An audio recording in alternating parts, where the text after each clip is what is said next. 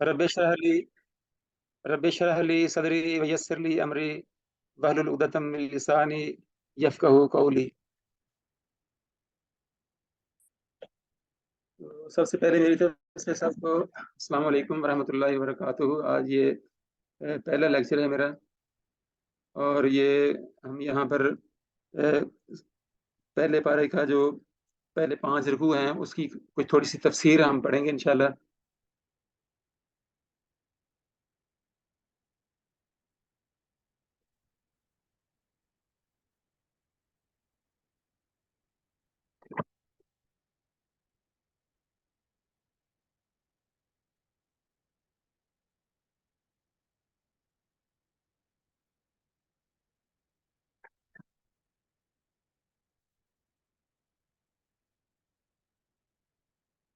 تو پہلے پارے کی جو پہلی سورت ہے یہ سورہ فاتحہ ہے، اور اس کی 7 آیات ہیں، اور یہ مکی سورت ہے.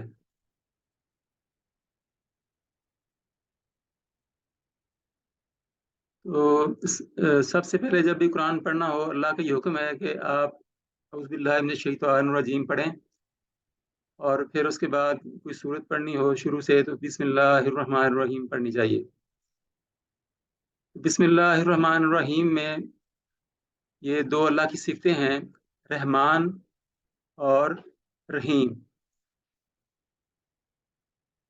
رحمان جو ہے اس کا مطلب یہ ہے کہ یہ وہ ذات ہے جو بے انتہا اور لامحدود رحمت کا سرچشمہ اور خزینہ ہو، جس نے اپنی رحمت کی وسعت میں ہر چیز کو سنبھال لیا ہو. اور رحیم جو ہے یہ وہ ذات ہے جس کی رحمت کو ظہور جو ہے وہ لازوال ہو، ابدی ہو، دائمی ہو اور ہمیشہ کے لیے ہو. یعنی اللہ کی جو رحمت ہے وہ لازوال ہے، ابدی ہے اور دائمی اور ہمیشہ کے لیے ہے. تو یہ جو رحیم اللہ کی صفت ہے، یہ رحیم جو ہے یہ عمومی بھی ہے اور خصوصی طور پہ مومنین کے لیے بھی ہے. اور عمومی جو رحمت عامہ ہے اس میں ہر چیز کے لیے یہ آ جاتی ہے، جس طرح یہ قرآن پاک کی کچھ آیات ہیں. وَهُوَ الَّذِي أَرْسَلَ الرِّيَاحَ بُشْرًا بَيْنَ يَدَيْ رَحْمَتِهِ وَأَنزَلْنَا مِنَ السَّمَاءِ مَاءً طَهُورًا.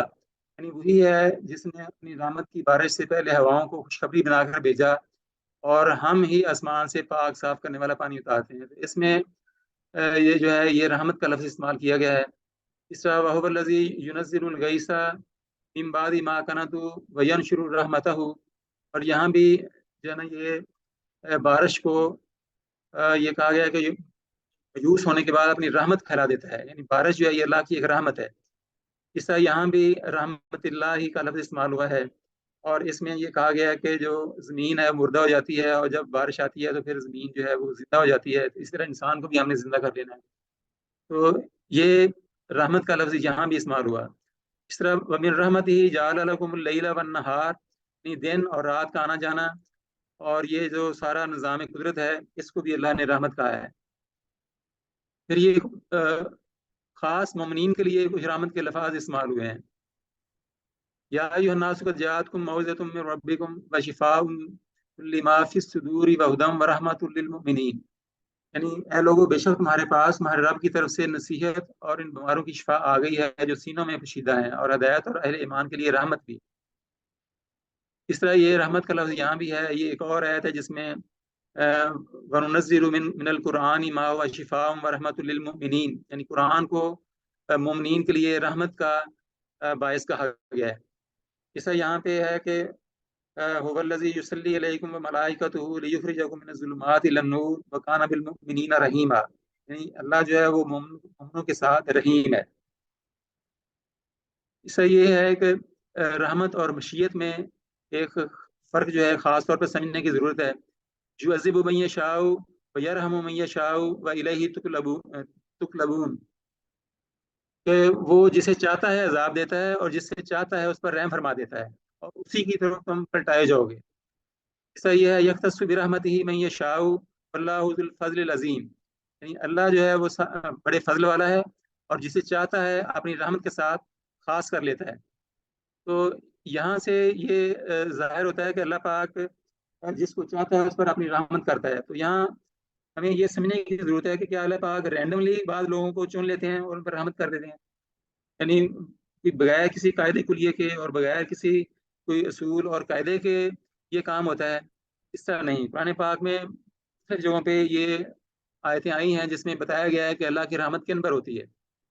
تو وَإِذَا قُرِئَ الْقُرْآنُ فَاسْتَمِعُوا لَهُ وَأَنصِتُوا لَعَلَّكُمْ تُرْحَمُونَ، یعنی جب قرآن پڑھا جائے سے سنا کرو اور خاموش رہا کرو تاکہ تم پر رحم کیا جائے۔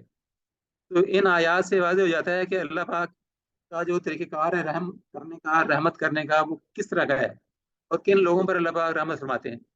تو قرآن کو سننا اور خاموش رہنا اور اس کو سمجھنا، یہ اللہ کی رحمت کا ایک ذریعہ ہے۔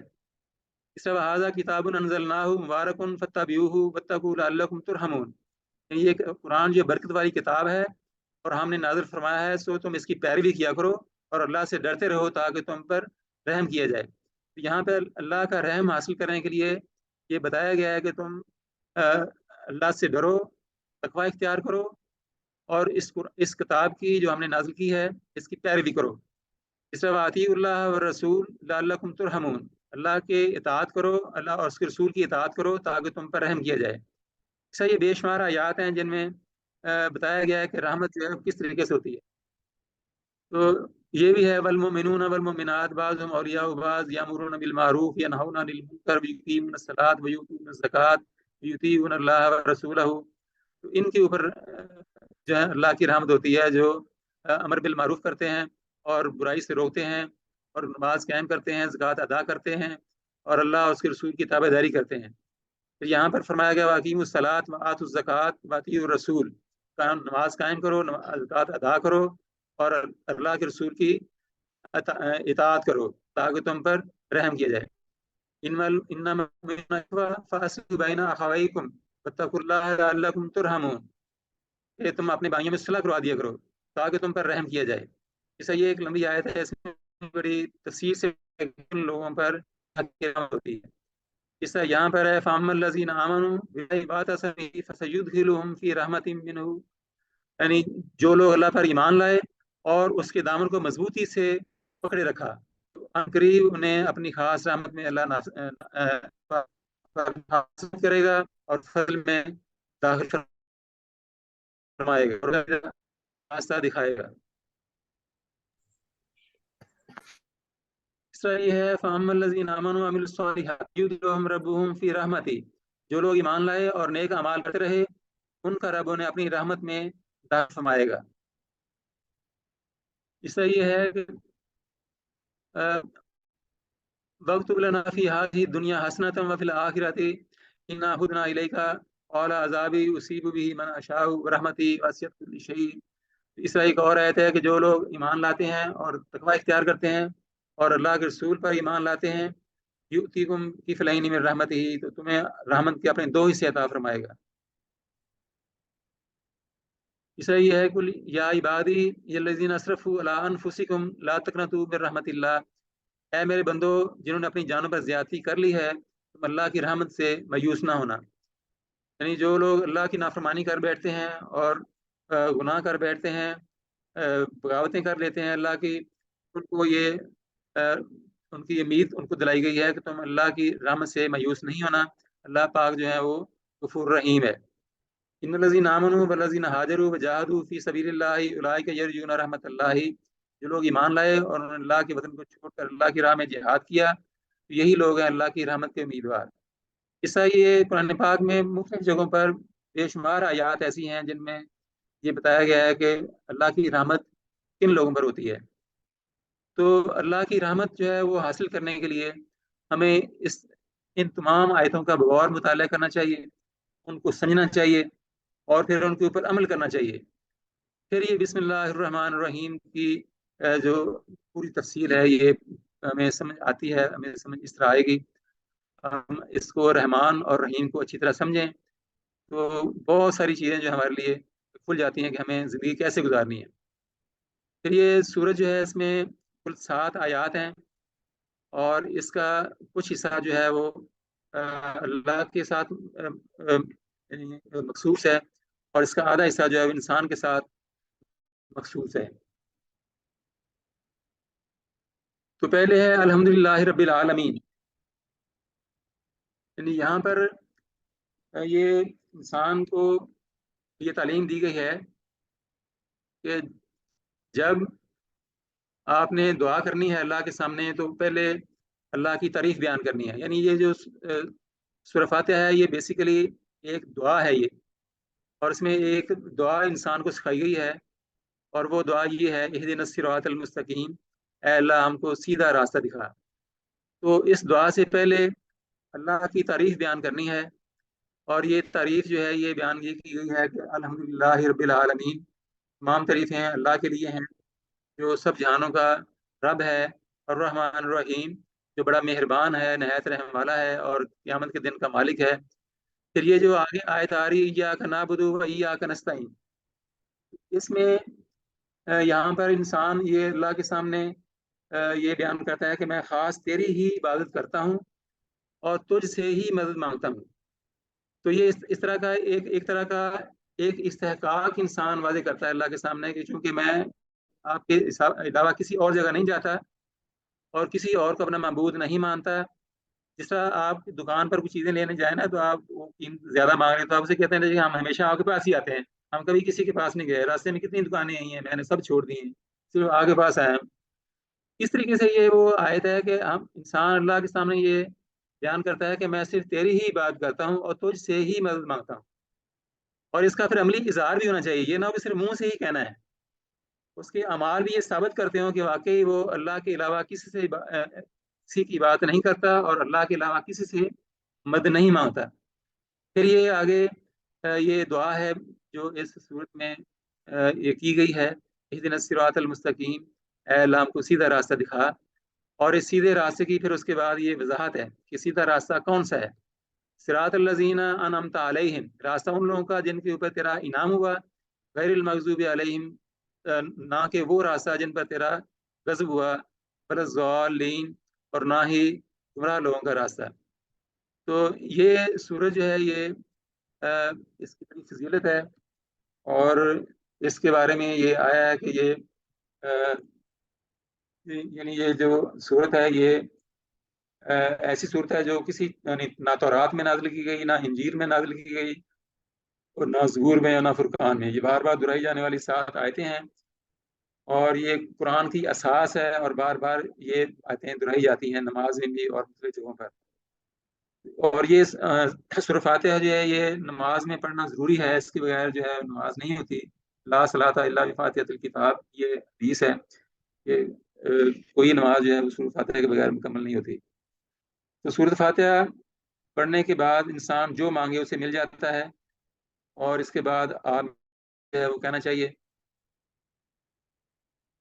تو اس کے بعد سورہ بقرہ ہے، اور یہ سورہ بقرہ جو ہے اس کی 286 آیتیں ہیں.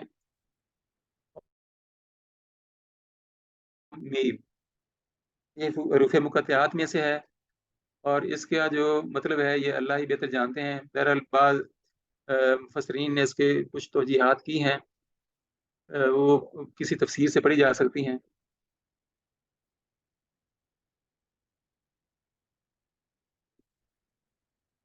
تو سب سے پہلے جو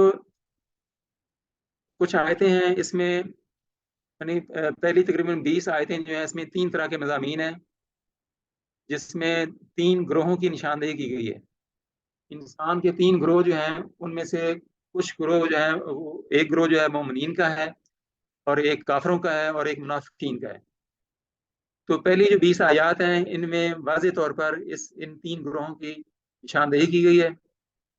اور سب سے پہلے یہ کتاب جو ہے اس کی تعارف کرایا گیا اس کا کہ ذالک الکتاب لا ریب فیہ، یہ ایک ایسی کتاب ہے جس میں کوئی شک نہیں ہے، اور یہ متقیوں کے لیے ہدایت ہے، ان کو راستہ دکھاتی ہے. اور پھر متقی لوگ کون ہیں ان کا یہاں پہ تفسیر بتا دی گئی کہ یہ وہ لوگ ہیں الذین یؤمنون بالغیب، جو غیب پر ایمان لاتے ہیں اور نماز قائم کرتے ہیں، اور جو کچھ ہم نے ان کو رزق دیا ہے اس میں سے خرچ کرتے ہیں. تو یہ خصوصیات جو ہیں یہ متقیوں کی ہیں، اور اس میں سب سے پہلی جو ہے وہ ہے غیب پر ایمان لانا، یعنی اللہ پر، اللہ کے رسول پر، اور جو باقی چیزیں ہیں ان پر ایمان لانا ان کو دیکھے بغیر. یعنی اللہ پاک نے یہاں پہ اپنا تعارف جو اپنا جو یقین جو ہے اس کو پیدا کرنے کے لیے انسان میں، ایمان کا مطلب ہے یقین، یعنی اللہ پاک یقین کرنا کہ اللہ موجود ہے. اگر اللہ موجود کا یقین ذہن میں آ گیا، پھر باقی سارے اعمال انسان کے ٹھیک ہو جائیں گے، ساری زندگی بھی ٹھیک ہو جائے گی. اگر اللہ کو ہی نہیں مانا تو بے معنی ہو جاتی ہے. اللہ دینا جو مینونا بالغیب، جو غیب پر ایمان لاتے ہیں، اللہ کو دیکھے بغیر اس پر ایمان لاتے ہیں. طریقہ جو قرآن میں بیان کیا گیا ہے وہ یہی ہے کہ اللہ کو آپ براہ راست نہیں دیکھ سکتے ہیں، اور نشانیاں ہیں ان کو دیکھیں اور پھر اس پر ایمان لے آئیں. یعنی اللہ کی نشانیاں وہ کون سی جگہوں پر، بلکہ جہاں بھی حشر کا ذکر ہے، جہاں بھی انسان کی موت کا ذکر ہے، وہاں پر یہ اللہ کی نشانیاں بہت یعنی جگہ جگہ پہ یہ بیان کی گئی ہیں. جس طرح یہ سورہ یاسین ہے، اس میں نے ایک مثال کے طور پر یہ چند آیتیں یہاں لکھی ہیں.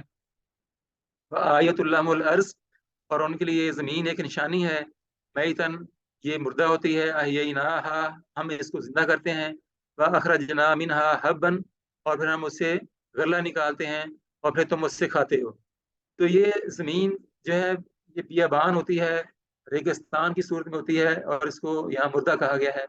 اور پھر اللہ پاک اس میں بارش نازل فرماتے ہیں، اور اسے پھر یہ ساری چیزیں جو ہیں یہ ہوتی ہیں، کھیتیاں ہوتی ہیں، لہلہاتی ہیں، اور باغات ہوتے ہیں، پھلدار درخت ہوتے ہیں. یہ بہت بڑی نشانی ہے اللہ پاک کی، اس کی بڑی تفصیل ہے. اگر آپ اس کی ڈیٹیل میں جائیں تو اسی کے لیے بہت زیادہ ٹائم چاہیے اس کو سمجھنے کے لیے. یعنی سیلولر لیول پہ، سیلز کے لیول پر یہ سارا کام ہوتا ہے. اور کس طرح ایک بیج جو ہے وہ چھوٹا سا ایک دانہ ہے، وہ زمین میں وہاں پہ ہوتا ہے، اور ایک پوری چپ ہوتی ہے جس سے وہ سارا ایسا ایسا ہر چیز جو ہے وہ گرو کرتی ہے، اور پورا ایک درخت جو ہے بن جاتا ہے. اور پھر اس کی پوری نسل چلتی ہے اس میں، یعنی اس بیج کے اندر ایک یعنی کورس ہوتے ہیں پوری نسل چلنے کے لیے، قیامت تک اس کی نسل اس میں چل سکتی ہے.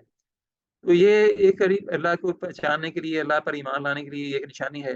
ایسا ہی ہے وجعلنا فیہا جنات من نخیل وعناب وفجرنا فیہا من العیون، اس میں ہم نے باغ کھجوروں کے، انگوروں کے، اور پھاڑ نکالے ہم نے اس میں سے چشمے، تاکہ تم اس کا پھل کھاؤ. وما عملت ایدیہم، اور یہ ان کے ہاتھوں نے نہیں بنایا. یہ انسان جو ہے اس کو، انسان نے یہ چیزیں نہیں بنائی، یہ آپ کو اللہ پاک نے بنا کے دی ہیں. تم اس کا شکر کیوں نہیں ادا کرتے ہو؟ اس طرح یہ ایک اور اس سے آگے بھی اس طرح کی آیتیں ہیں اسی سورہ یاسین میں. اس میں انسان کو یہ بتایا گیا ہے کہ تم اپنے یہ جو چیزیں میں نے پیدا کی ہیں، اللہ پاک نے وہ جوڑا جوڑا پیدا کی ہیں، اس کی طرف دیکھو، اور اپنی جانوں میں دیکھو. ومن انفسہم، خود اپنی جنس میں بھی دیکھو، وہاں بھی جوڑے جوڑے ہم نے بنائے ہیں. اور ان چیزوں کو تم جن کو نہیں جانتے ہو، سب کے میں نے جوڑے جوڑے بنائے ہیں، پودوں میں بھی، اور انسانوں میں بھی، جانوروں میں بھی.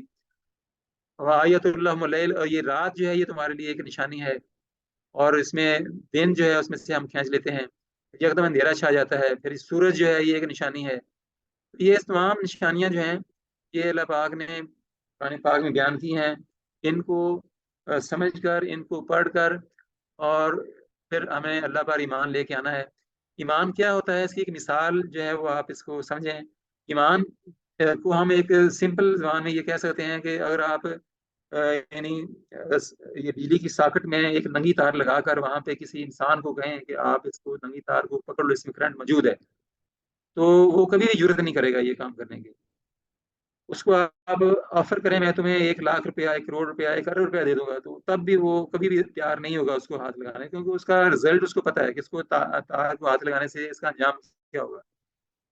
تو یہ یقین ہے یہ والا، اس کو اتنا یقین ہے کہ یہ کام اگر اس نے کر لیا، تار اس نے پکڑ لی، تو اس کا رزلٹ کیا نکلنا ہے.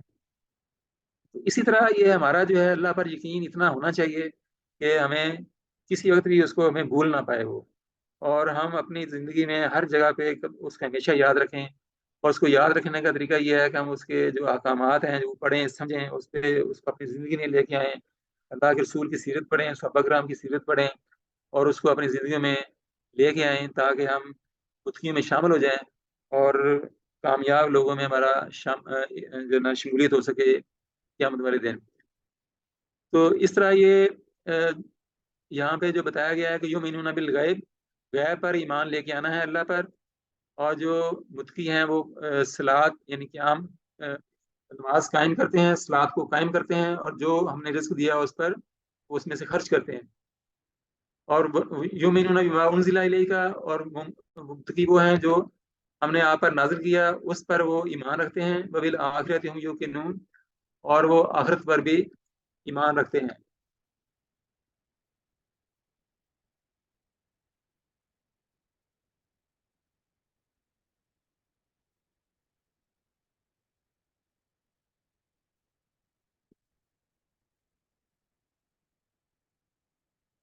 تو یہاں پر کوئی سوال کسی کے ذہن میں ہو تو وہ پوچھنا چاہے تو پوچھ سکتا ہے۔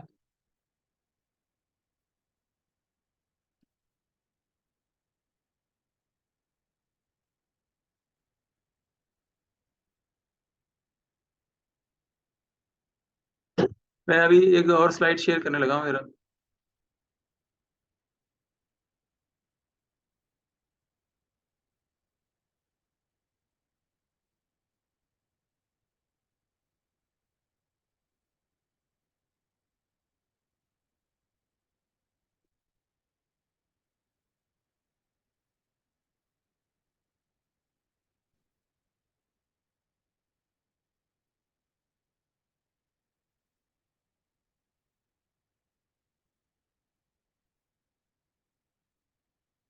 یہ سلائڈ نہیں ہے، نظر آ رہی؟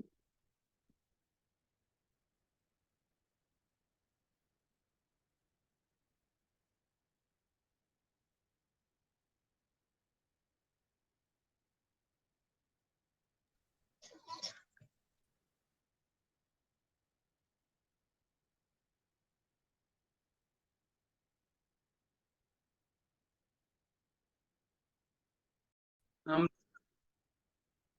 ڈسکس یہ کر رہے تھے کہ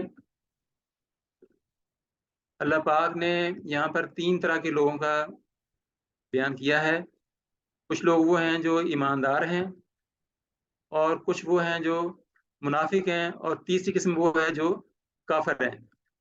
تو ایمانداروں کا بیان یعنی یہاں پہ تذکرہ کرنے کے بعد یہ کہا گیا کہ ان الذین کفروا، بے شک وہ لوگ جو کافر ہوئے، سواء علیہم انذرتہم ام لم تنذرہم لا یؤمنون، یعنی جو کافر ہیں وہ اتنے حد سے گزر چکے ہیں کہ آپ ان کو جس طرح کی مرضی کوشش کر لیں تو وہ ایمان نہیں لائیں گے، کیونکہ ان کی کانوں پر، ان کی آنکھوں پر جو ہے وہ پردہ پڑ گیا ہوا ہے، اور ان کے لیے دردناک عذاب ہے۔ اور کچھ لوگ ایسے ہیں جو کہتے ہیں ہم ایمان لے کے آئے، اللہ پر ہم ایمان لاتے ہیں اور آخر کے دن پر ایمان لاتے ہیں، حالانکہ وہ مومن نہیں ہے۔ یہ منافقین کا گروہ ہے، اور ہم نے اب اس میں یہ دیکھنا ہے کہ ہم جو ہے وہ کن لوگوں میں شامل ہیں۔ کیا ہم متقیوں میں شامل ہیں، یا بالکل انکار کرنے والے جو ہیں، جو کافر ہیں؟ کافر کا مطلب ہوتا ہے انکار کرنے والا۔ تو اس طرح جو منافق ہے وہ اس طرح کا انسان ہوتا ہے کہ وہ کچھ لوگوں کے سامنے کہتا ہے کہ میں مسلمان ہوں، اور کچھ کے جب اپنے ساتھیوں کے ساتھ جا کے ملتا ہے تو انہیں کہتا ہے نہیں میں تو تمہارے ساتھ ہوں۔ تو ان لوگوں کے بارے میں یہ کہا گیا کہ یخادعون اللہ، یہ دھوکہ بازی کرتے ہیں اللہ کے ساتھ، والذین آمنوا، اور ان کے ساتھ جو ایمان لائے، ما یخدعون الا انفسهم، یہ نہیں دھوکہ دے رہے مگر اپنے ہی آپ کو، اور ان کو اس کا شعور نہیں ہے۔ وہ سمجھتے ہیں کہ ہم بڑے کامیاب ہیں، لیکن وہ اپنے آپ کو دھوکہ دے رہے ہیں، اور وہ سمجھتے ہیں کہ ہم نے مسلمانوں کو، ایمان والوں کو دھوکہ دے دیا ہے اور اللہ کو دھوکہ دے دیا ہے۔ تو یہ جو آیت ہے یہ ہمارے لیے بڑا اہم سبق رکھتی ہے کہ کیا ہم بھی کہیں ایسا تو نہیں کر رہے کہ ہمارا شمار ان لوگوں میں ہو جائے۔ اس کی مثال آپ یہ لے سکتے ہیں کہ ابو جہل جو ہے وہ بڑا یعنی ٹاپ کلاس کا وہ کافر تھا، مکہ کا اور اسلام کا وہ مخالف تھا۔ اس نے ساری زندگی کلمہ نہیں پڑھا، تو ہمیں سوچنا یہ چاہیے کہ اس نے کلمہ کیوں نہیں پڑھا؟ کیا اس کو اس کے اسپیلنگ نہیں آتے تھے کلمے کے؟ یعنی یا وہ کلمہ جو ہے وہ کسی چینی زبان میں یا جاپانی زبان میں ہی تھا، اس کی زبان پہ نہیں چڑھتا تھا، اس کی مدر لینگویج میں کلمہ تھا، عربی زبان میں کلمہ تھا، لیکن وہ اس نے نہیں پڑھا کیونکہ اس کو پتا تھا کہ کلمہ پڑھنے کا مطلب کیا ہے۔ آج ہماری زندگی دیکھیں، ہم کلمہ پڑھتے ہیں، مسلمان کلمہ پڑھتے ہیں، لیکن زندگیاں جو ہے وہ یعنی شریعت کے بالکل مخالف۔ اگر ایسا کلمہ پڑھنا ہوتا تو ابو جہل تو اس طرح کے 50 کلمے روز پڑھ لیتا۔ اس لیے ہمیں اس پہ غور کرنا چاہیے کہ ہم نے بھی کلمہ پڑھا ہے، اور وہ بھی کلمہ جو ہے اس نہیں پڑھتا تھا، وہ کہیں ہم اس طرح تو نہیں، ہمارے جو اعمال ہیں کیا وہ ثابت کر رہے ہیں کہ ہم نے کلمہ پڑھا ہوا ہے؟ کلمے کی یہ ڈیمانڈ ہے کہ ہماری زندگی جو ہے وہ قرآن اور شریعت کے مطابق ہو۔ اگر ہماری زندگی قرآن اور شریعت کے مطابق نہیں ہے، اللہ اور اللہ کے احکامات کے مطابق نہیں ہے، اور ہم بغاوت کر رہے ہیں، ہر یعنی ہر حکم جو ہے اس کو ہم پرواہ نہیں کرتے اس کی، پھر ہمارا کلمہ پڑھنے کا جو مقصد ہے وہ پورا نہیں ہوتا۔ تو ایسا نہ ہو کہ ہم بھی اس طرح کے لوگوں میں ہمارا شمار ہو جائے، جو زبان سے تو کہتے ہیں ہم ایمان لائے، لیکن وہ ان کے اعمال جو ہیں وہ اس بات کو ثابت نہیں کرتے ہیں۔ تو اس طرح کے جو لوگ ہیں ان کو جب کہا جاتا ہے کہ فساد برپا نہ کرو، وہ تو کہتے ہیں ہم تو اصلاح کرنے والے ہیں۔ یہ جو منافق لوگ ہیں یہ اس طرح سمجھتے ہیں کہ ہم تو یعنی اس دین میں اصلاح کر رہے ہیں، حالانکہ یہی لوگ ہیں فساد کرنے والے ہیں۔ اس طرح یہ پہلی جو 20 آیات ہیں، اس طرح کے ان میں 3 گروہوں کا بیان جو ہے وہ یہاں کیا گیا ہے، اس طرح یعنی مومنین کا، کافروں کا اور منافقین کا۔ اس سے جو اگلی آیات ہیں ان میں جو 21 سے شروع ہوتی ہیں، یہاں پہ عالم انسان کو توحید اور قرآن پر ایمان کی دعوت دی گئی ہے۔ یا ایھا الناس، یعنی یہاں پہ تمام لوگوں کو دعوت دی گئی ہے کہ تم عبادت کرو اس رب کی جس نے تم کو پیدا کیا ہے، والذین من قبلکم، اور ان کو بھی جو تم سے پہلے گزر چکے ہیں، تاکہ تم متقی بن جاؤ، عذاب سے بچ جاؤ، پرہیزگار بن جاؤ۔ پھر اللہ پاک نے یہاں پہ اپنی نشانیاں بیان کر دی، جس طرح میں نے شروع میں بتایا تھا کہ اللہ پر ایمان لانے کے لیے اللہ نے یہاں پہ انڈائریکٹ ایویڈنس دیے ہیں، بالواسطہ جو ثبوت ہیں وہ دیے ہیں۔ اور یہ بھی ان میں سے ہے، الذی جعل لکم الارض فراشا، جس نے بنایا زمین کو بچھونا، والسماء بناء، اور آسمان کو چھت، اور پھر پانی برسایا اور اس کے ذریعے پیداوار کو نکالا، یعنی جو غوری ہے اس کو نکالا، پھل نکالے، تمہارے کھانے کی چیزیں پیدا کی، رزق تمہارے لیے پیدا کیا۔ بس تم فلا تجعلوا للہ اندادا، تم اللہ کے ساتھ کسی کو اس کا ہمسر نہ ٹھہراؤ، وانتم تعلمون، اور حالانکہ تم یہ بات جانتے ہو۔ تو اس طرح یہ جو آیات ہیں 29 تک، اس میں اس طرح کی چیزیں یہاں بیان کی گئی ہیں۔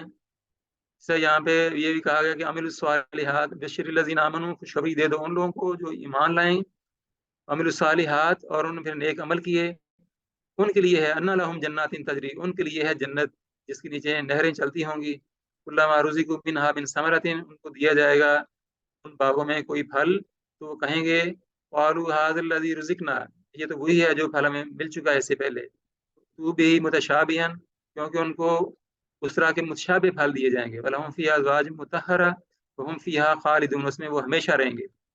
تو یہ ہمیشہ رہنے والی جو بہترین جگہ ہے، یہی ہمارا ٹارگٹ ہونا چاہیے زندگی کا۔ دنیا کی جو زندگی ہے اس کو اتنی ہمیں حیثیت دینی چاہیے جتنی اس کی ڈیوریشن ہے۔ تو یہ زندگی، دنیا کی زندگی کی جو ڈیوریشن ہے یہ آخرت کے مقابلے میں یعنی اتنی بھی حیثیت نہیں کہ آپ سمندر میں ایک سوئی ڈبوئیں اور وہاں جو پانی اس کے ساتھ لگے گا اس کے کنارے پر، اتنی بھی دنیا کی حیثیت نہیں ہے۔ تو اس لیے جہاں ہم نے ہمیشہ رہنا ہے اور وہاں جتنا عرصہ ہم نے گزارنا ہے، ہمیشہ ہمیشہ ہم نے وہاں پہ رہنا ہے، تو اس کے لیے ہمیں اپنی تمام زندگی کے اعمال جو ہیں اس حساب سے کرنے چاہیے، پریفرنسز ہماری اس طرح کی ہونی چاہیے، اور اس کے لیے ہمیں یہ دیکھنا چاہیے کہ ہم اس کے لیے کتنا وقت لگاتے ہیں۔ تو اگر ہماری زندگی کے تمام معاملات جو ہیں وہ قرآن اور شریعت کے مطابق، قرآن اور سنت کے مطابق گزرتے ہوں، شریعت کے مطابق گزرتے ہوں، تو ہماری ہر چیز جو ہے وہ عبادت بن جاتی ہے۔ اس لیے یہ عبادت کا لفظ یہی بڑا وسیع ہے، اس کو سمجھنے کی ضرورت ہے۔ اور پھر اس سے جو اگلی آیات ہیں جو تقریباً 30 سے شروع ہوتی ہیں، ان میں پھر یہ مختلف قسموں کے مضامین ہیں۔ یعنی انسان کو یہ کہا گیا ہے کہ میں اگر تم یعنی کہ اللہ کے یعنی متقی بن جاؤ گے تو پھر تمہیں اس زمین میں خلافت دے دی جائے گی۔ اور یہ فرشتوں کو اللہ پاک نے کہا کہ میں زمین میں ایک خلیفہ بنانے لگا ہوں۔ قالوا اتجعل فیہا من یفسد فیہا ویسفک الدماء، کہ تم زمین میں ایک ایسا خلیفہ بناؤ گے جو خون ریزیاں کرے گا، ہم کافی ہیں تیری تسبیح بیان کرنے کے لیے۔ تو اس طرح یہاں پہ حضرت آدم علیہ السلام کا واقعہ بیان کیا گیا ہے کہ کس طرح اللہ پاک نے آدم علیہ السلام کی جو ان کی جو برتری ہے وہاں فرشتوں کے سامنے وہ ثابت کی، کیونکہ آدم علیہ السلام نے اپنے وہ تمام نام جو اللہ نے ان کو سکھائے تھے وہ فرشتوں کے سامنے بیان کیے۔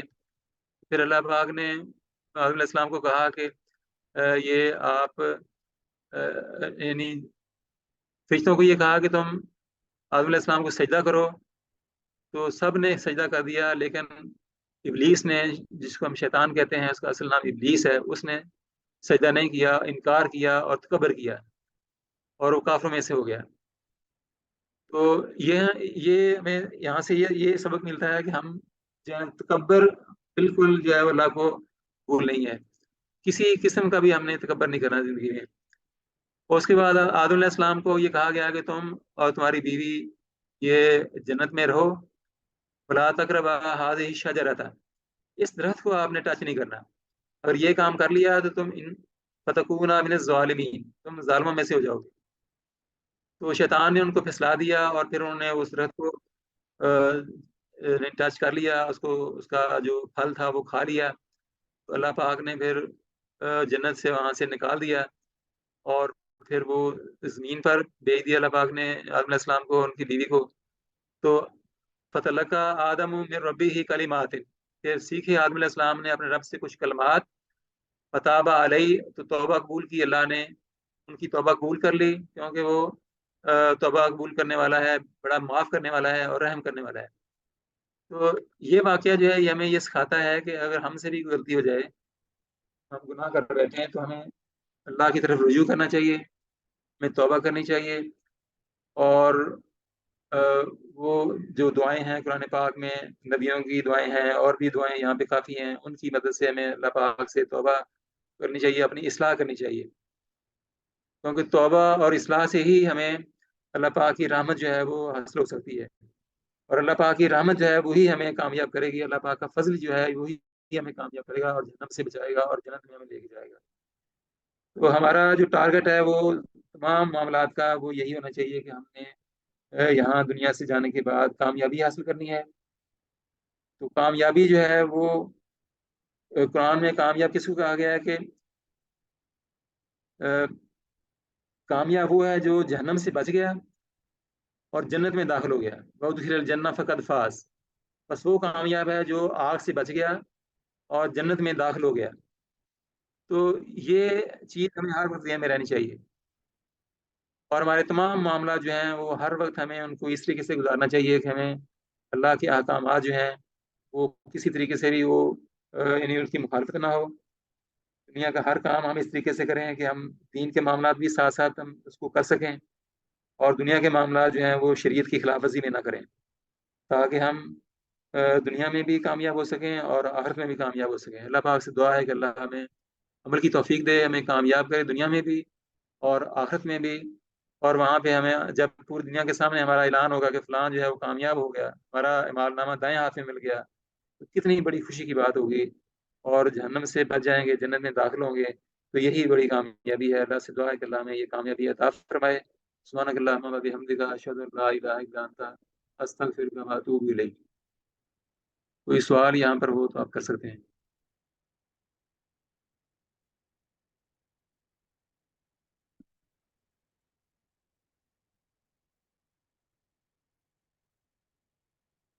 جی